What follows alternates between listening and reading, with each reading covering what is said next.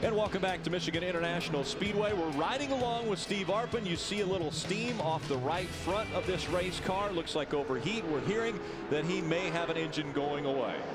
It's currently fourth in the points, only 105 points back, and you can't afford a DNF in this series. The guy that wins the championship doesn't lay down very often. Looks like Steve's got his gloves off and thinks it's over. Jim. One thing, guys, is he comes behind the wall. The nose of the car has been taped up. A lot of the cars I noticed on the grid had a lot of tape across the nose. Unfortunately for this team, the overflow is now spewing on the Mike Star Lemonade Chevrolet. He talked about fighting the motor. He restarted on that after the caution in second position. The motor got hot. He pulls behind the wall. They're going to try to get that car with more water back in it, but unfortunately for him, he said the motor was going away. They want to pull some tape and cool it off. So again, the taped up nose here in this Chevrolet may be causing other problems for other teams, as it's pretty warm this afternoon. Well, 77 degrees when the green flag flew. We talked about how these teams rely on those front fenders and that nose of the car to help them get through these long turns. The one thing you can do to help is close up the grill. You know, obviously you have to have air in the grill to cool the engine, but you want as little air in there as you can possibly have. Tape will help more downforce in the front end, but let's listen.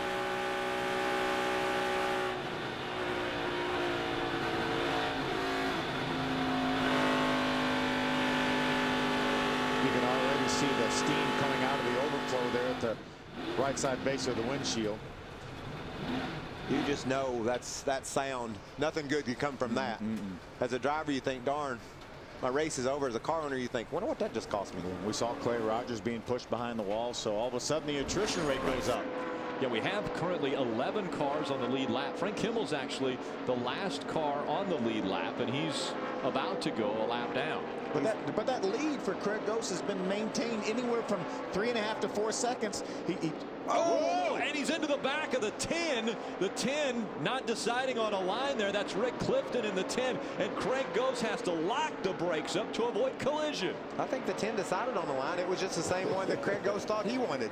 You certainly understand what, as a leader of the race, you deal with a lot of different factors out there. This lap car was something that he didn't judge correctly. Boy, this could have really been atrocious for Craig Ghost. He's running about 20 miles an hour faster. I can't believe he got it slowed down. It looked like for sure he's going to mow right over top of him. I believe they have short track brakes on that car, it looked like. That was impressive to not run over top of him. Wendy. I think Craig Ghost was just as impressed as well. They asked him, did you run into him? And he goes, I don't know how I did it, but I did not touch him. Jim? You're complaining of a tight condition. Obviously, they're looking at the right front fender on your right-hand side of your screen for the Qualcomm Toyota of the 6 of Nelson Piquet Jr. They're going to change 4 tires here. But again, after he hit that wall, the car got really, really tight. It was loose before that. Obviously, you guys saw it on TV, how loose that car got. He got it tightened up. They calmed him down. They're bringing him down pit road now, so they're good to go to the finish. But again, that right front fender was doing more damage than good. So we're trying to get that French racer back on the racetrack. Slow stop here on the left sides now for the 6-car Ready Sharp Racing. Boy, it almost looks like they need to pull that right front fender out a little bit more, doesn't it? Well, they fell off the jack, and the tire got pulled the top of the fender out. If I'm the crew chief or the driver, I want him down here pulling this green area. Pull it out where I can get me some more downforce, but the pit stop itself is going to kill him. The thing dropped off the jack, and it took him way longer than it should have. 17 also on pit road. That's Chase Matiola. He's been on pit road a couple times today. Chase has been up in the top 15 here. Now he will give up that top 15 position as we see Craig Ghost on left of our screen lapping our 9-time champion Frank Kimmel. That only leaves 9 cars now on the lead lap with a pit stop by Nelson Piquet Jr. Won't be long before Craig Ghost will be coming to pit road as well. All these leaders will be making stops here. That's all they'll need. 4 tires now, some gas, and they'll be set to the finish. We talked earlier about with our race analysis what the fuel window was, 40 to 50 laps. It looks as though Craig Ghost is closing in on it here, as he now is going to make the decision to make the hard left turn and come on to pit road. He has to be very careful. No speeding on pit road. You want no penalty. He's got such a good car here. Just don't give it up on pit road. And what a long drive he has, because he is in pit stall number 1. Look how long this pit road is.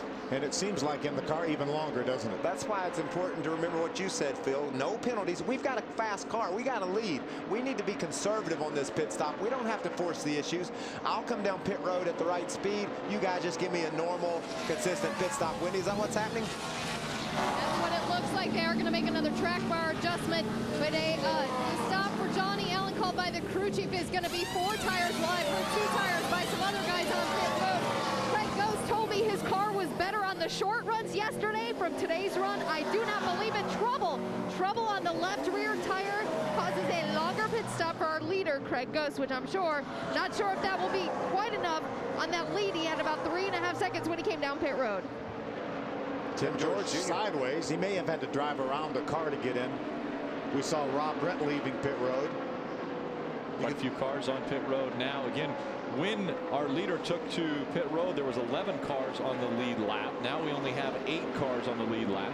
Brian Silas driving off pit road. Strong run for that car today. Oh, we got a spin. Is that going to bring out a caution? That's at the entrance to pit road. Let's see if Chase Mattioli spins right at the entrance of pit road. No caution flag as of yet. We'll see if he gets rolling again. And now the caution flag comes out. Unbelievable bad luck for Craig Ghost. I'll tell you, the caution flag coming out while he was on pit road last week was what helped him get the lead and win that race. Unfortunately, this is not going to be the same for him today. Mikey Kyle had not pitted. And Mikey Kyle is out in front. He is scored as your race leader. Take a look at this. Mikey Kyle's team cheering it on, knowing that they're out front this time when the caution comes out. Sometimes it's about a break here or there, and that's a big break. Yeah, that's Kevin Reed, crew chief for Mikey Kyle, and he's one happy guy. Now again, Craig Ghost was your race leader for 75 laps. He was out in front of this field of the 100-lap race, came to pit road on a routine pit stop, green flag pit stops, and the caution comes out because the 17 of Chase Mattioli spins coming on to pit road. And you know what? When these races are said to be 100 laps, you got to run all 100, and you got to be in front when it counts. Take another look. This is the 17. He wasn't coming to pit road at that time. He was way up the racetrack. Remember, he was just on pit road a couple laps ago. I think that car just got loose with him and got away from him, and he wound up right at the entrance of pit road and couldn't get going. And he does a nice job holding those brakes, locking those brakes down, avoiding the end of pit wall right there. Our Aaron's lucky dog is going to go to 9-time champion Frank Kimmel, and so Kimmel will be back on the lead lap. That puts 5 cars on the lead lap at Michigan International Speedway. And welcome back. The ARCA Racing Series at Michigan International Speedway for the ARCA Michigan 200. Gorgeous day for racing and bad luck for Craig Ghost because the caution came out when he was just coming off of pit road, and that put him a lap down after dominating 75 laps of this race. All the lead lap cars are eligible to pit right now, and that means 4. There's only 4 of them, Jim. 4 lead lap cars, Jim. And that green number 60 of Patrick Shelcher will bring them down. He's getting second behind the 2.5. The 2.5 of Mikey Kyle has made some distance on the racetrack, and now here on pit road, the 2.5 is going to come in for a minor air adjustment to help the loose off condition off of turn 2 we talked about. So we'll see how that team does with the 4-tire change. Now Shelter comes down. He said the last change they made, a 3-round change, would made it snappy loose at turns 1 and 2. Now 2 rounds out of the left rear with the adjustment there as they take 4 tires. Now let's go down to Wendy.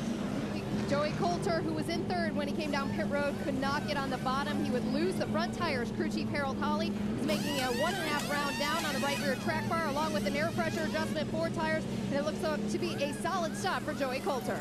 The 32 of Justin Marks is the other car on pit road. He's that black car with a green hood right there, still in his pits. He just did make his way to pit road. There's the Construct Corp Toyota for Justin Marks. Nice job by those guys to keep him on the racetrack and catch this caution flag. What about our first 3 cars? 3 of the 4 cars on the lead lap are our first 3 cars in points. So, you know, with all the twists and turns, the guys up in the top in points are going to take advantage of that. Maybe it's not accidental that they're the top 3 cars in points. I was thinking the same thing. We didn't see all that much speed out of some of these guys. Justin Marks hadn't been up near the front, but now when we're getting down to pay out the points, he's one of the guys that's right up in the front. So the race off pit road will put a potential winner of this race out in front of the field with only 5 cars on the lead lap.